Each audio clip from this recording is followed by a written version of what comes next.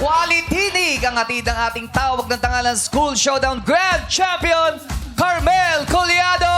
Hey! Bumati ka muna sa ating madlang people, Carmel. What's up, madlang people?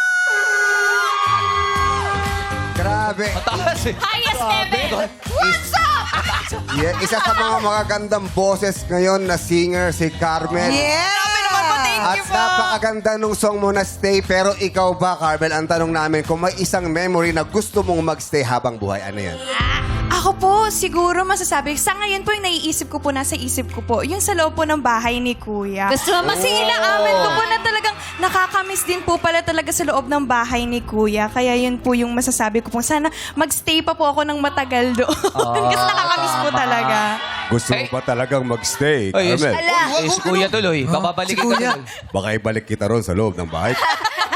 Carmel, halimbawa man, yung pera sa pamilya, sino naman yung gusto mong magstay na tao sa buhay? So, hala. Siyempre po yung mga fans ko po. Yan, fans ko po.